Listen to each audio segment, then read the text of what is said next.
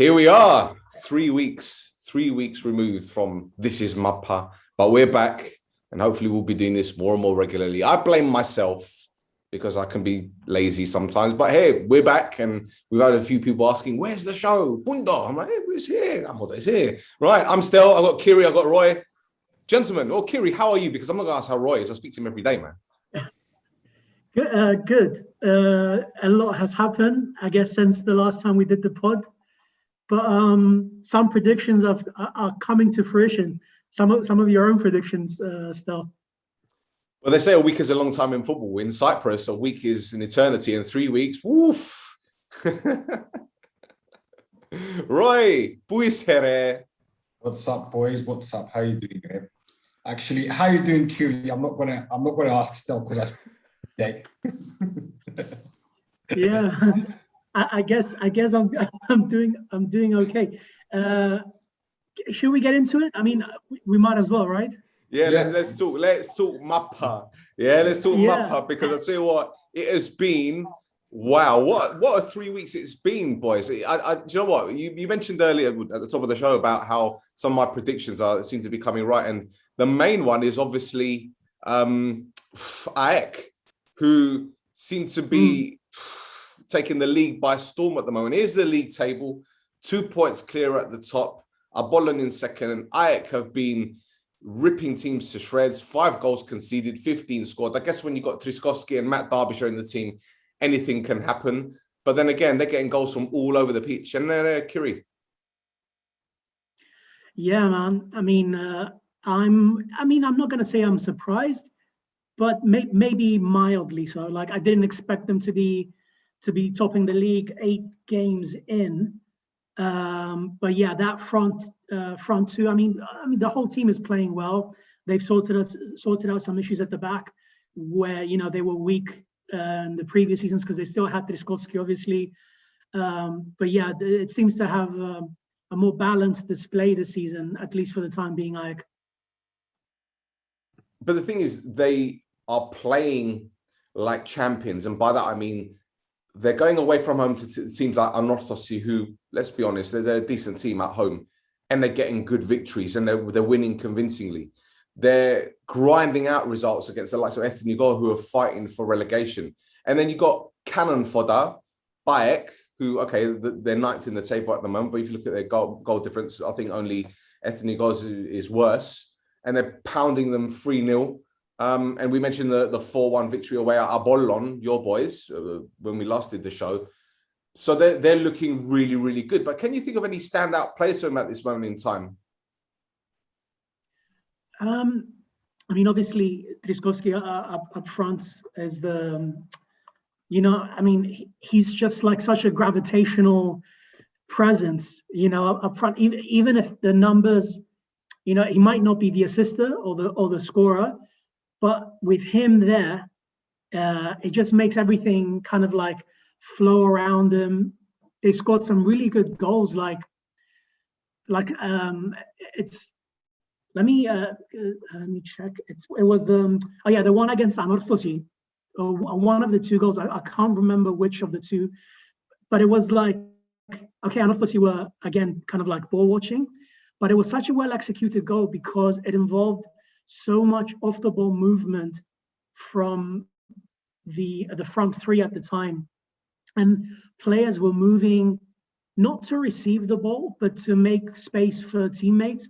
And I thought it was, that's the thing you want to see if it's your team playing, like if you're seeing such like teamwork and like sacrifice for the other player. Obviously, it's easier to be less self-sacrificing during an attack rather than in defense, but still, I think, I don't know if I can pick any single player. I don't know if what do you think about this? To be honest, a lot of them have impressed me. I think Barrera has been good. I think the right back Rosales has been fantastic on that, getting down the flank, getting balls into the box. Him and Sim Tandy obviously fighting for that right back spot. I think Mamas, the midfielder, is very good, very combative, box to box. And the 2 central defenders, I think Tomovic and Milicevic, they've been very good. But what's impressing most about Ajax and Català is that the head coach, first of all, he's quite inexperienced, isn't he, as a head coach?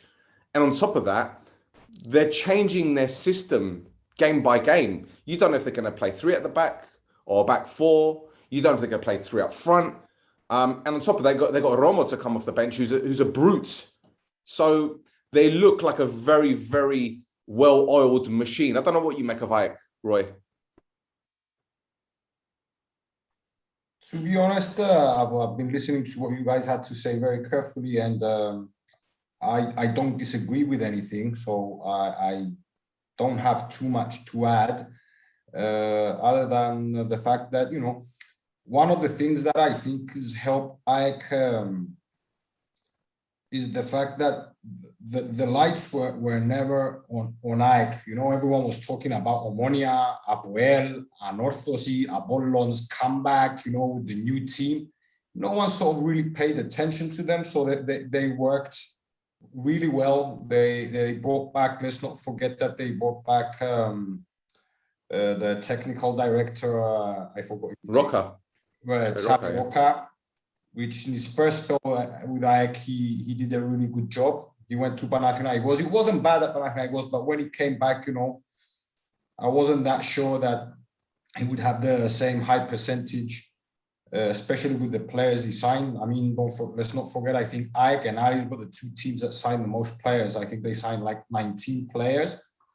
So hats off to them, because what they're doing is what you also mentioned earlier, that they seem like they're a team that's been playing together for a long time and not a team that's been built in the summer with 19 new signings. Obviously, they've got a core of players that played before together, maybe it's 4 or 5, not too many, but still they brought in experienced players who used their experience to manage to adapt to the style of play. The manager, even though he's inexperienced, he seemed, even when he was a footballer, that's what he was going to do. Because when he was playing football, he was like a coach in the field for Ajax. And I think that they're deservedly top of the table. And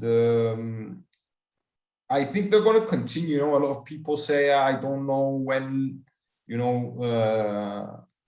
when it gets closer towards the end, if they're going to have the mettle, and the character to stay there and compete. But if Apoel and Omonia aren't there and they're competing against Apollon and AEL, maybe they can nick it, and it's going to be a nice story. I mean, if Ajax wins it, I think I'm not going to say they deserve it from now, because there's a lot of games to be played and a lot of things can change. But up until now, I think they deserve to be top of the league. And as I've mentioned before in the pod, Ajax a team that's very likable, And, Can I say something? Two things really quickly. Yep. Just to bolster Roy's argument about the transfers. I mean, Macris went from a key player to being like rotation backup. It just shows like the level of like reinforcements that came into the team. And the second thing is to find Ajax's last defeat. You have to go back to May 4th, the 4th of May, when they lost to Omonia at home 1-0. Penultimate game of the season, wasn't it? Yeah, it was like the penultimate game of the season. I mean, they haven't lost a single game in friendlies or the league this season so far, which is kind of crazy. And I think the other thing we can't forget is they've on the bench 2 guys that aren't even starting, Agoran and Thiago, very experienced, big game players, especially Thiago. And Omonia, we miss him badly There's no two ways about it. But let's talk about another team, guys. While we're at it, while we're talking about players and obviously the league, I'm forgetting my words, Dora. Aris, who seems to be another surprise package, sitting in third in the table, 11 goals, and that's largely thanks to Stepinski. I know they lost to Aboil a couple games ago, 1-0. Another team that again is surprising people. That being said, I can't see them finishing any higher than fourth, in my opinion, because it seems that if you stop Stepinski scoring, then you stop them from scoring. Sorry, Kiri. No, just sorry. a second. Stel, can you change my name? Because you got your daughters. I don't think it comes up on the video, but I'll change it anyway. Here we go, Roy. I'll change it to Roy. Sorry, Kiri. I just realized No I'm worries. Anna. When you first asked me, I thought, what, you want me to go to the Mukhtari and ask him to change your name? Γεννηθώ τατάς μου, ρε. Θα με βαφτίσεις. Kiri, you were saying. No, I was going to say, yeah, I mean, obviously, Stel mentioned Stepinski, also Sikorski also chipped in 3 goals. And I don't know if it's a surprise. It might be. Matias Boyaric has been playing really, really well for them. And I'm happy for him because, okay, obviously, Apollon fans have a connection with the Boyaric clan. So, you know, when Matia was like 15 or 16, when he was at Atletico, Madrid, we kind of felt like this weird sense of pride, even though we were thinking, he'll never play in Cyprus. Sadly, I mean, obviously, I'm not saying sadly because to be a pro at whatever level is not easy. But yeah, actually, I was listening to the radio today, and Aris' press officer was being interviewed. And as a side journalistic point, I was surprised at how openly he was discussing the team, because I'm so used to the press officers of the big clubs. And I mean, all of us here support one, I guess. And I'm so used to them being so needlessly acidic and combative and aggressive and overly defensive of club interests, that he was speaking so like mildly and like almost like at a level of like the way we talk. And I was like, okay, pleasantly surprised. And I was wondering, is this what happens when you don't have a fan base stepping on your neck 24/7, you know? But that's beside the point. But they did mention, like, even as Aris, they were saying, yeah, we knew Mattia was a really good player, but yeah, he's surpassed sort of like expectations, combined with the fact that he's been embraced at the club and he's found some solidity and some stability. So happy to say that. And he is Cypriot, despite the Serbian roots, obviously. Still 24 years old, which in Cyprus counts as a 17-year-old in terms of like talent, emerging talent. So no, I say that to say that glad to see him playing well, and hopefully he continues playing well for Aris. But obviously, yeah, I mean, they made some huge investments this summer. Stepinski was the big one, but also Dani Pacheco. I guess in terms of experience, Schinderfeld is doing really well for them as well. But it seems like there's like because they're beating expectations and because it's a small family club, it's just everything seems to be finely tuned for them at the moment. Like, they're happy to be there, happy to be enjoying the football that they've been showing. The manager seems to be really well embraced. Like Yasus Luga at previous club didn't enjoy that level of, happiness and being welcomed by the fans. So it just seems like, yeah, things are going well for them. And they got a big victory at the weekend against AEL. Same city rivals, same stadium rivals. And Roy, again, AEL are very similar to I'd say, I wouldn't say in terms of situation with Omonia, but IL title challengers, title favorites at the beginning of the season, they've kind of been up and down, haven't they? Getting some good results, but as you can see, 3 wins, 2 draws, 2 defeats. And Vozinha, again, proving me right against Ethnikos with a howler from a Dalmesis shot.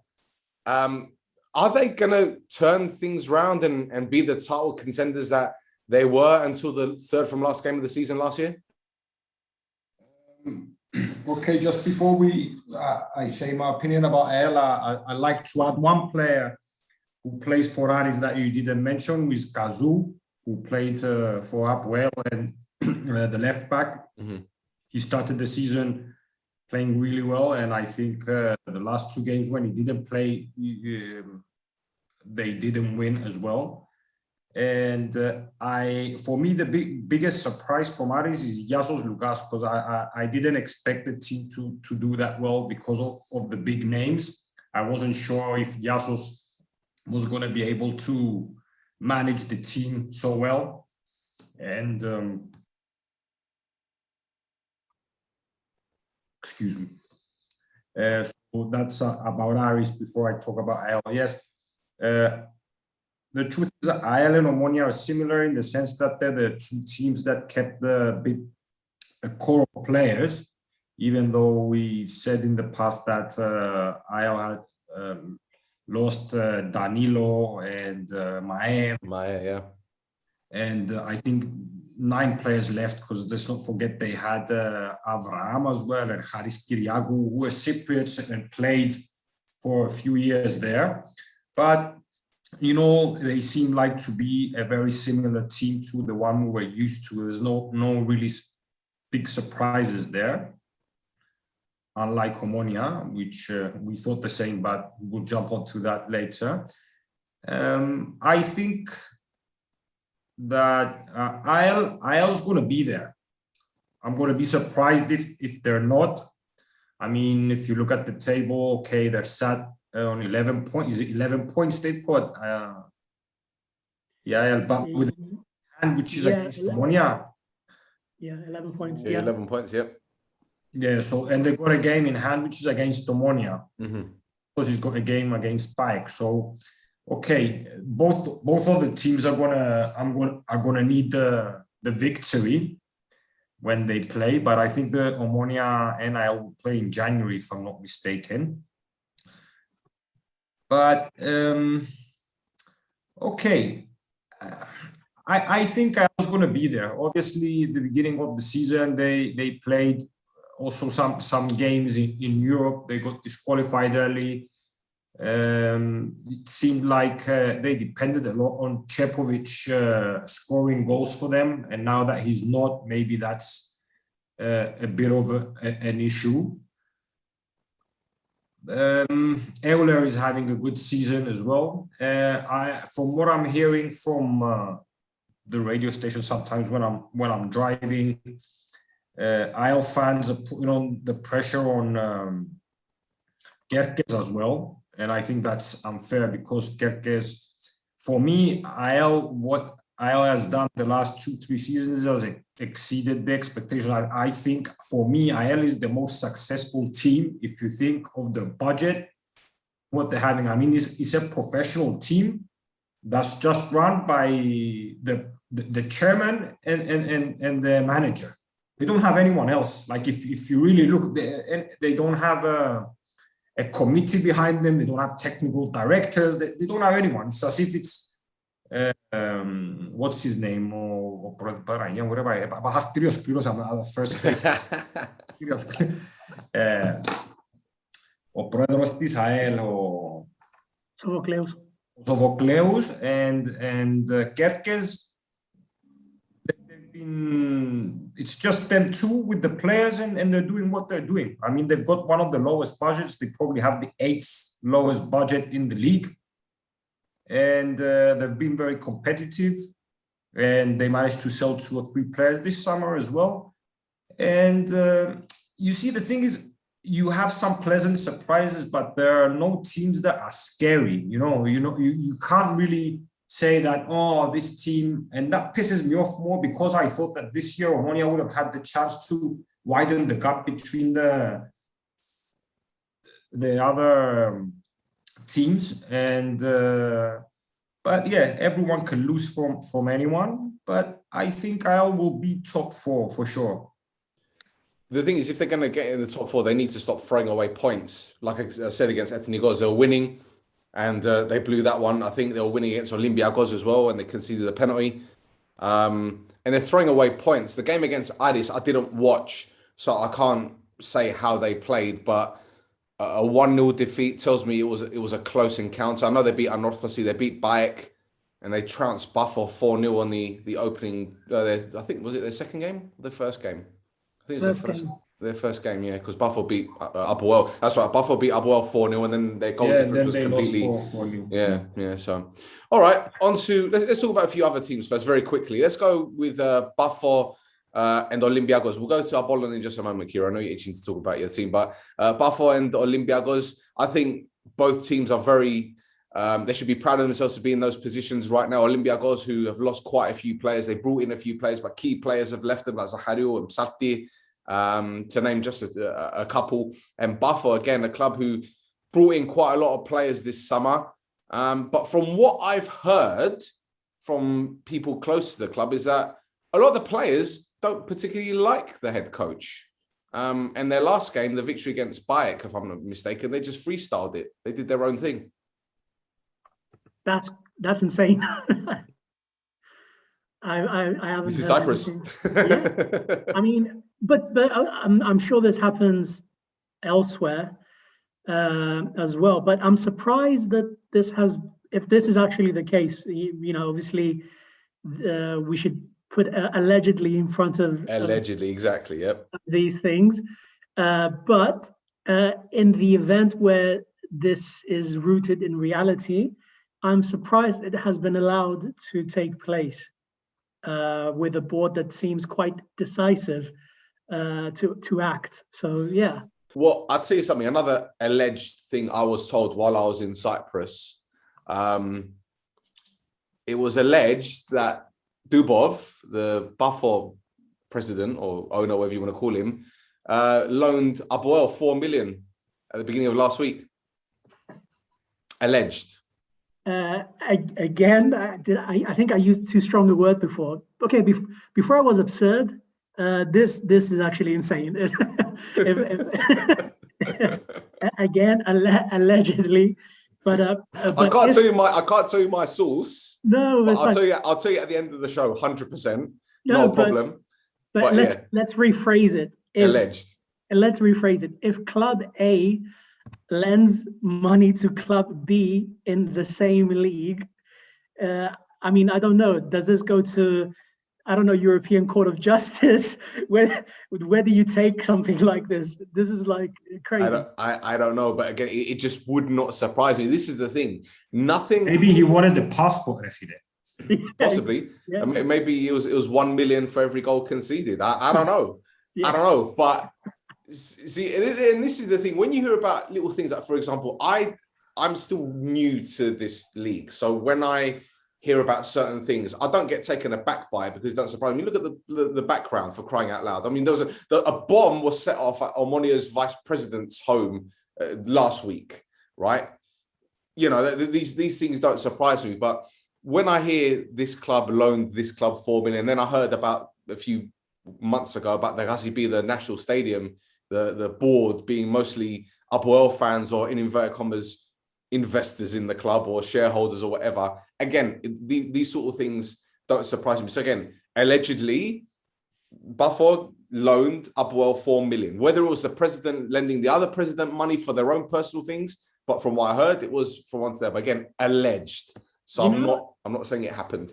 You know, technically, if something like this happened, I don't know about the legalities of it because I'm not sure exactly what the Buffalo's ownership structure looks like on paper. Because I know it was a consortium. There were 2 other names with Dubov. So God knows. I mean, I'm not even commenting, but yeah, It's so much crazy. to unpack, isn't it? For sure. But since we're talking about Buffos on going back to on-field stuff, Valagari 6 goals already. We just entered November. Pretty good. 5 million price tag on him, from what I've heard. I think it's fair. I mean, it's fair, but the Cypriot League is not able really to command these fees, because as talented as a player might be, there is like a factor of the league. Because, for example, Zalai, when he was at Apollon, I thought he was worth at least 4 million, which in international centre-back under 22 years old terms, I think it's more than fair, or even on the cheap side. But because it's a Cyprus, you can't really say you don't really have power over a player to tell them, stay, I'm not selling you, you gotta stay and kick on or whatever. It's difficult. Granted, because of the Buffos ownership model, they might have a bit more power because they're not itching for cash, are they? And also, I think he has 2 years left on his contract. So it's either that. So you can, let's say you ask for 5, you're not going to get 5, but you might get 2.53 plus a good sell-on fee. I think that's the big one. If you can insert a good sell-on fee in there, then yeah. And just to put a final point on this, I don't want to talk about this too long, is if you sell a player to like a decent league, you create a precedent. So the next time Buffos unearths a Valagari, they can say, well, look, we've done this before. We have a good eye for identifying players. So this time we're going to stick 500K more or 1 million more on the price tag. Because again, referencing an interview with the Buffos chairman, finding players and selling them on is their model. It's not like they're going to go on a dynastic run to usurp Omonia's and Apoel's league titles anytime soon. So, and they did say Eastern Europe and Africa is going to be the main markets where they're going to try and get players first to Cyprus and then to other European leagues, So, I don't know. I hope they sell him because I think it's a win-win scenario. He deserves to be playing in a better league. Yeah, and you mentioned African players. Roy, Olympiacos, they've got quite a few of those, and I'll never forget their president coming out at the beginning of the season saying, I'm going to find an African player, I'm going to grow him into this beast of a footballer, and I'm going to sell him for hundreds of thousands of euros. And you know what? He wasn't too far off, to be fair. He kind of did that with a couple of his Cypriot players, but they're doing well, Olympiacos, aren't they, at the moment? Another club who, as I said earlier, lost a lot of players in the summer. They've replaced them pretty well. And here they are, back to where they were last season. Yeah, I think you mentioned, obviously, Psaltis and Zahariou came to Omonia, but it was Neofitou, the goalkeeper. It was Sotiriou, the defender as well. They had this other wonder kid, the 17-year-old who went to Belgium, I think. I keep surprised, I forgot his name. Andreu, I think. Stegios Andreu, was it? I think so. They had 2 good managers last year because Petragis was good and Yaneski was good as well. They were close to signing Sofroni at the beginning of the summer. They ended with an inexperienced manager who was the son of Petragis Senior, who was there last year. And truth be told, I thought that it would have been very difficult for Olympiacos to make top 6, especially bearing in mind that, Apoel was going to want to come back as well in the top 6 and Buffos also. So up until now, they're also doing a bit better than what I expected. Honestly, I thought that Paek and Achna were going to be the weakest links so far. Okay, Achna is, but yeah, the rest of the teams, I can say the differences are not that big up till now. And yeah, Olympiacos kept Sarfo, which I think is a very, very good player. Castro's been a good signing, hasn't he? The midfielder from Guimarães. Yeah. I think Sarfo can play in any of the top teams of the league easily, and he's at a good age. Sally, I think there's been talk about having, they might have an offer in January for him as well. They've got is it the son-in-law of Rivaldo, the Brazilian, was there last year as well. Is it like a number 10? Gustavo. Thank you. I don't know what's wrong with me, Rem. Maybe. No, it's all right. I think Omonia's season has taken its toll on you, man. Yeah, I think so too. I think so too. But yeah, Olympiacos is there. It's for an outsider. This league is very, very interesting, and the fact that it's 12 teams rather than 14, even though, okay, in fairness, last year was interesting as well with 14 teams. Even though I was against a league with 14 teams, I think that 12 is the right amount, let's say. But yeah, it's very, very interesting to watch. Maybe the level is not very high, but at least it's competitive. And the element of surprise is there almost every week. But it's still early on, and we'll have to wait and see how it progresses and how it goes on. All right, let's wrap it up with 3 more teams, shall we? Kiri, your team, Apollon, lost at the Gazibi to Omonia 1-0, but bounced back with victories over Bafo and Olympiacos 2-0, 2-0. Yeah, I'm just going to say that I'm relieved to say that my comments on Apollon podcast to podcast were fairly, accurate in that marginal gains, very incremental, very, very incremental improvements game to game.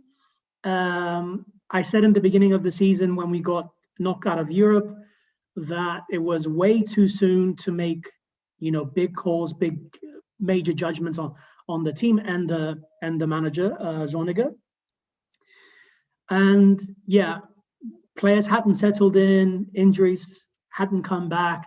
And I think now, like the last few weeks, the team is starting to resemble what the manager wants. I mean, you could see glimpses of it even as far back as the games in Europe, but it wasn't clicking at the time. It was very disjointed. And then the first game of the season against Achna was terrible, even though the score is extremely flattering to Apollon because of the second half. But it was just not very good football. But like, for example, the game with Omonia, I watched it by myself, completely away from either friends or other fans, or in a pub, or where you can get wrapped up in the emotion of the crowd. And I don't know, it just didn't bother me at all. Obviously you want your team to win, whatever, but there was something promising there. I mean, let's remember, it was Omonia away at Gazibi with, despite the problems of the season, there's still some good players there.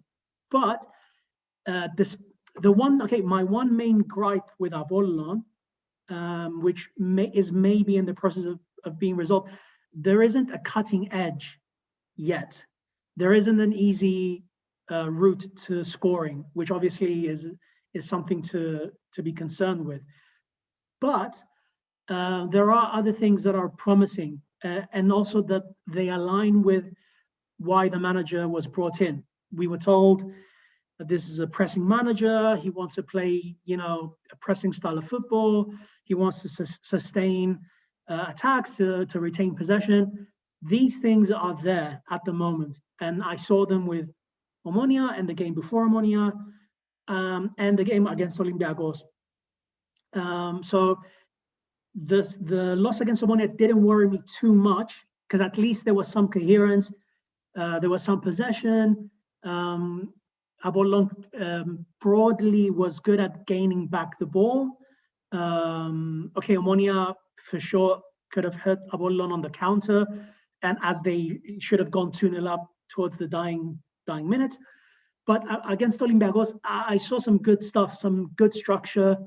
When attacks collapsed, the ball was generally regained quickly. There was a good shape. Olympiacos, okay, it had one big chance where Jovanovic had to intervene with a really good save, but I don't know, I was broadly satisfied, and we could have scored earlier. Actually, Maud had two really, really good saves in the first half as well.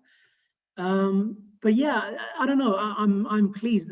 This okay, we talked about Girandi before, who I really rate, really rate as one of Gilles', most, I mean, you can't say successful until the season has wrapped up, see where you end up, but in terms of pure quality on the ball, he's up there with some of our best chances these past few years. But as a surprise, I'm gonna say Cole in midfield. He's a really neat little player. He's not an imposing figure. He's not physical, but in comparison with what we've had in midfield the last few years, I'm really liking what I see. It's hard to describe him if he's an 8 or a quasi 6. I don't know, but he's a nice little player. I'm liking what I see. And to go up front again, considering the fact that he's not having as good a season as he had last season, Bitas is still managing to affect games. He hit the post against Olympiacos, and Janka is showing some promise. I mean, he looks to be like slightly better bench shot, which I'm happy with that. If it's a marginal improvement on a player that didn't really irk me as much as a lot of Apollo fans who really didn't like him. I thought he was like a serviceable target man with a use, if that makes sense. And Dambo hasn't really scored much. I know he scored against Olympiacos, obviously, but he's I don't know, it's such a low bar to say, but he's putting a shift in as a wide forward. So if he improves his final product 20% over the coming rounds, I think it would be obviously really good for Apollon. But broadly speaking, the theme is incremental improvements. That's it. Brilliant. All right, let's talk about Apoel there, Roy. We had a good laugh at their expense last season, and it seems like the tables have turned somewhat, although they're not doing a lot better than us, to be fair. They started the season with 4 defeats out of 5, but they've got 2 wins out of their last 3 games. They got a 2-2 draw against Doxa at the weekend, which I think they were a little bit fortuitous, thanks to the own goal at the end. Do you see anything different about Apoel apart from their 7th position? 7th position, apologies. We mentioned that there's no doubt that Apoel has signed some good quality players, individually very good players, most of which play up front, and they would struggle defensively, especially the back line, because in defensive midfield, if you consider Danilo and Souza and Dausvili, I think that's a good trio there, and that should do enough. I think they're lacking the quality in the back 4, and additionally they had some players injured as well. I don't think that Sofronis Avustis is the right manager to fix the defensive sort of mechanism of the team. But nonetheless, they're a team with a lot of quality. And I'm sure they're gonna, they're gonna bounce back. I mean, they already got 7 points out of 9 the last 3 games. They won 2 and they drew against Doxa. So they're already showing some signs of coming back. And now I don't know where the roof of that team is. I believe that Apollon is better than Apoel for sure. AEL is a bit more competitive and a bit more of a team, even though they might lack the quality that Apoel has. I think they're better. AEK, as we mentioned earlier, so far deserves to be top of the league. So I don't see I can't really tell what the roof of Apoel is. It's a question mark for me, even after 8 games they've played. I don't know if I doubt that they can have they can go on an unbeaten run, like let's say the one Omonia did last year and go on top of the league. But yeah, they're going to be there. I don't think they're going to have as bad season as the one they had last year. Don't forget there's a transfer window in January as well, where all the teams can fix any, let's say, problems or, you know, improve the lines where they need to, even though I don't believe the transfer window of January is the best, especially when you're not willing to spend money. But we'll have to wait and see. For me, Apoel is still a question mark. It's still a question mark. This is what I believe. Agreed. Can I just quickly say something? Sure. Just like something very interesting. Apoel's top scorers: Andreas Caro, centre back; Souza, midfield, who's been one of their standout players. And then it goes everyone with 1 goal: Vlasic, centre back; Zambala, left back. And then you've got Kvilidaya, Nadel, and Okiashvili with 1 goal each. So this you know, Roy said Sofronis might not be able to fix the defensive structure, but it doesn't seem like the offensive one is clicking at the moment either. The only thing that I noticed that Sofronis has increased, and I'm not discrediting it, is like a passion type thing. Like they seem to be at least wanting to win, and it seems like the prospect of not winning is a driving factor for them. Like the last 20 odd minutes against Doxa, they kind of went for it. But I mean, what going for it means, it might not be much at the moment, but at least they seem to be driven, if anything else. But I'm not sure if this was worth firing Bursa over. He was playing much better football. He was playing a much better brand of football for him, 100%.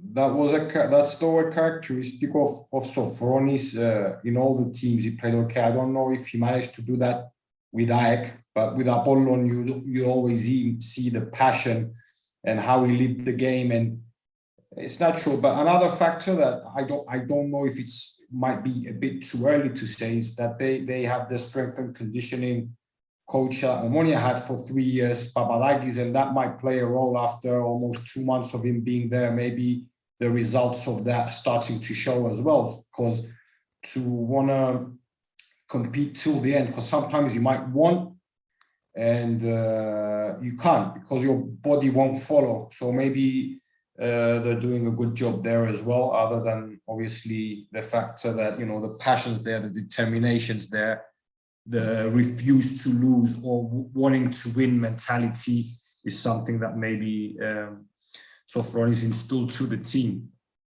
But again, for me, Apoel is a big question mark. I don't know if you guys agree. I mean, does anyone of you guys see Apoel like going on an unbeaten run and top 2 or 3? No. So we agree. Yeah. And we wish the same thing. Well, boys, Go on, carry. No, I was just going to say, no one has shown any real consistency other than Ajax. So Apoel is kind of like following the league's theme this year. The good thing is everyone is taking points of each other apart from Ajax. That's the only thing. But yeah, gentlemen, let's talk about two teams, right? Roy, you said the words question marks. And there are alarm bells, exclamation marks, question marks over Anorthosis and Omonia.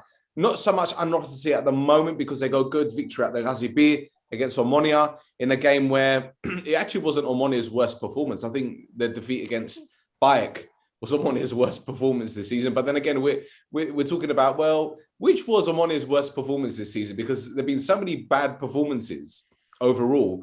We don't exactly know where to begin. But Kiri, as an outsider, because Roy and I have the No Chuff This podcast, which obviously we talk about Omonia every game. And, you know, I was talking to a friend of mine earlier, and he said to me, what's going on with Omonia? And I listed the things off the top of my head. And if I read them all out to you, it would kind of make sense as to where it's going wrong, but you wouldn't be able to pinpoint exactly where the problem lies. But the fact of the matter is, Omonia are the champions. We sit 10th in the table, 2 places from bottom, 5 points above Ethnico. But at the same time, we're 4 points away from the top six, or should I say 3 points if we talk about buffer. What can you say about Omonia's season that Roy and I already haven't as supporters? It's a good question because the fact you fluctuated from extreme rage to absolute serenity has basically covered a lot. I mean, from the outside looking in, I'm a bit perplexed.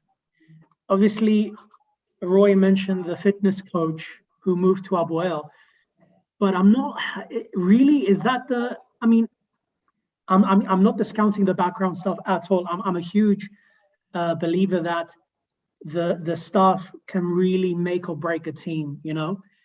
But for the drop off to be that pronounced, I'm not sure I can blame, you know, that much of a chunk on the fitness coach, and especially this early in the season. Okay, if it showed, you know, if there was a burnout or whatever, or because this early in the season, players should be able to just use their natural fitness to take them through games. But if I can go through a very quick bullet point list of things, I mean, from the outside is key players were old last year and now they have another year on the clock. Some players went above and beyond in the previous 2 seasons, and maybe they should have been proactively replaced before they found their true level. Okay, you've had injuries like Asante, who I quite liked. You've had the suspension of Shehu. You've had some transfers either still bedding in or not being maybe what expectations would have dictated. To be honest, or like certain ones shouldn't have even been touched. In all fairness, yeah, I'll have to say I'm not a huge fan of Disquero Mix. I'm not saying he's a bad player, but it's a weird one. I'll say if he came into last year's Omonia, he would have been a cherry on top type thing, but he's not a transformational move. And also, it's a weird one where I don't know. I think some players, it's not their fault if certain weaknesses are being exposed. If I can pinpoint my biggest gripe when watching Omonia is there is disjointedness between the lines. Like it just seems like some players are either isolated at times, or I don't know if it's a lack of not being lack of off the ball movement to provide support, if it's tactic, if they are following the manager's instructions and it's the wrong instructions, if it's a combination of things, if the system needs to change to accommodate the change in the squad. But it just seems like certain players aren't being helped at the moment. without excusing them, fully. I like don't this know. guy. We should get him on No Choftes. It'll give a more balanced view. I don't know. It's a way, but again, I'm again from the outside looking in. I mean, how many years was Omonia without a league title until last year? 10, 11. Like for me, anything above relegation, I'm not touching Henningberg. And that, I mean, obviously it's not my team and it's not affecting my happiness during this season. But you know what I mean? For me, I would give him a lot of leeway. But granted, I don't know what's going on in the background because 1,000 things might be happening that I'm not privy to. Well, do you know, let me just read this list quickly, right? Very quickly. Changed the strength and conditioning coach in the summer. The new bloke came in from Offi. Players were dropping like flies. Then he got sacked. A lot of the new signings didn't have a pre-season. The European campaign has obviously had its effect on us, which it did last season as well, especially at this stage of the season. Not replacing Luffman and Thiago, absolutely criminal. The club made over 13 million euros from European exploits last season. I don't even think 1 million has been spent on players this summer. The system, as you mentioned, is predictable. I don't think players are doing their defensive job properly. A few players are injury prone, Mix being one of them. I think he's too scared to get injured as well. That's another thing. A couple of players have got serious family issues from what I've been told. I think the issue of contracts not being done quickly as well is another issue. We've got how many players out of contract in the summer, Roy? 12? 10? I think it was 14, but we we renewed Pana, Jan, and Kyriacos. 11 now. 11, yeah. We still need the number 10, which is glaringly obvious. We had the issue with the vice chairman the other week, or the vice president having the explosion, whatever.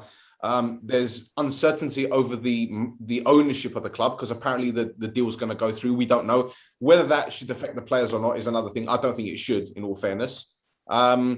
And certain players being told they can leave after the window closed. Oh.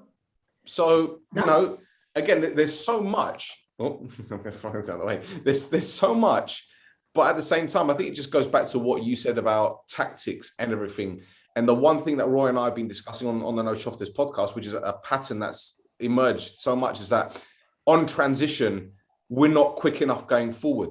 Players aren't moving into spaces. I'll give you an example. The loss against Anorthosis.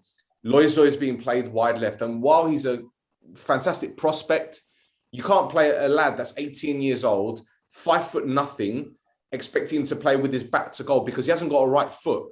And you're playing him on the left-hand side as an inverted winger.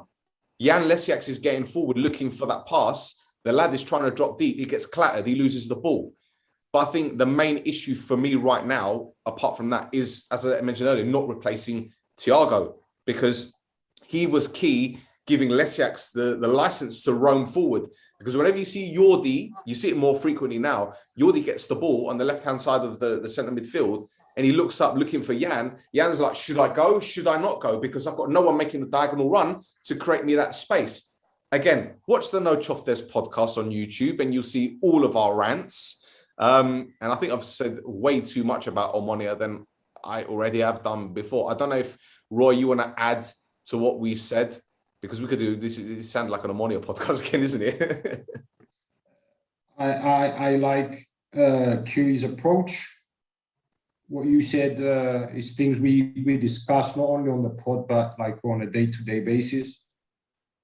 It's the snowball effect. We said at the beginning. I thought that Omonia had a first-class opportunity this year to widen the gap between the other contenders and maybe go on a run like the next 4 or 5 years to win the title for 2 or 3 times within these 5 years. We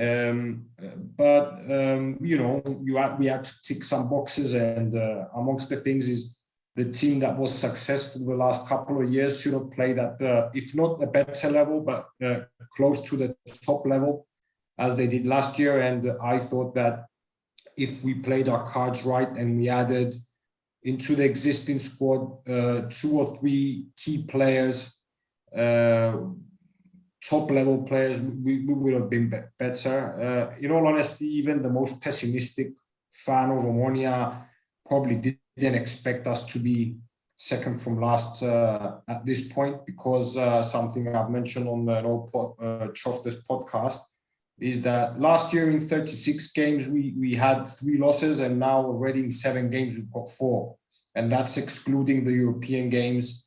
We scored 5 goals, which one of them was a penalty and the other one's an own goal. We don't create much, so okay, I'm going to start repeating the same things that you guys mentioned earlier. But you know, in fairness, I did believe in the team when the season started, even though I might have preferred if we had signed another 2 or 3 players, or maybe not even 3, maybe 2. Okay, because if I want to be honest with myself, I have to say, you know, in the summer, I just wanted another 1 or 2 players and we didn't sign them. Like a few months later, just saying, you know, I need to sign 10 players now. That's a bit hypocritical, even though we're talking about the facts now. You know, I can't sugarcoat something. If the 2 previous years did not happen with these players and this manager, I don't think anyone would have been discussing if Berg is going to stay there or the players are good. The thing is that we're basing our hope on what has been done in the past and wishful thinking. But at the moment, no one really has done something to prove that we deserve something more. Because even the position we're at now, I think we got more points than we deserve, because against Doxa, we didn't deserve to win. Yeah. Against Pafos, they scored a goal.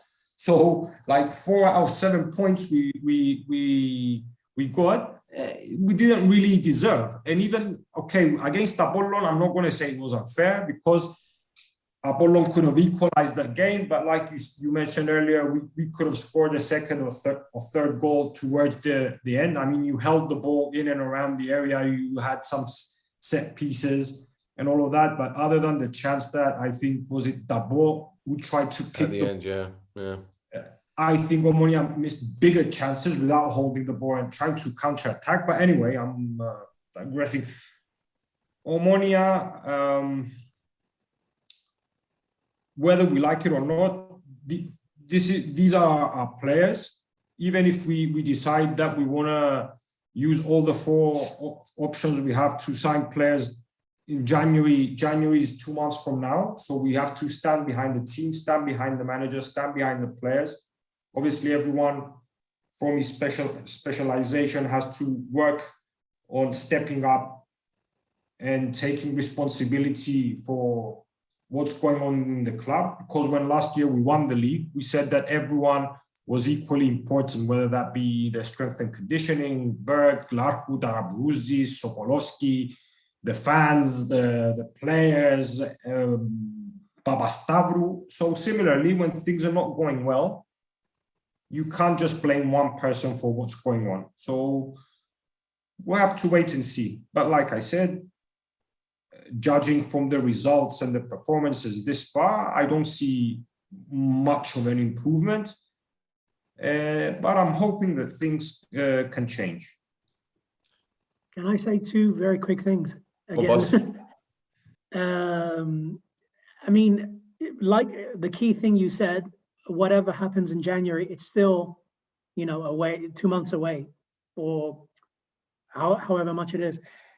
So for me, the 2 things that I would try to fix if I was Berg, like the most simplified version possible. One relates to the comment that Stel made about Lesiaks, because I mean, personally, I'm a huge fan of him as a left back.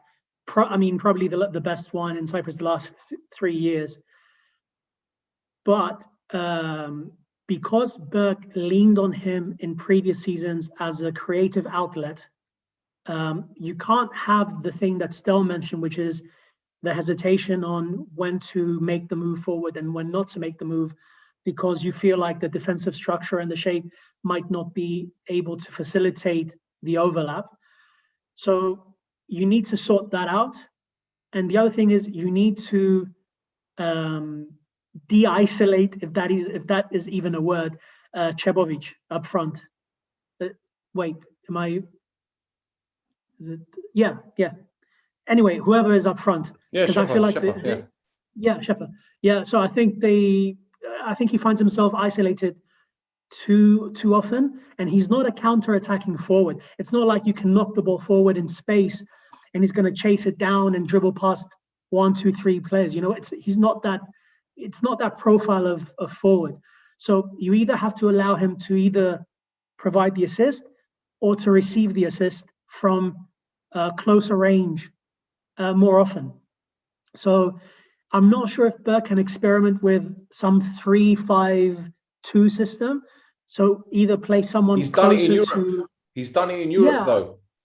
Yeah, but the problem with that is the level of opposition rises sharply. So it's one is you inadvertently become more reactive because your concern is about countering the strengths of the opposition.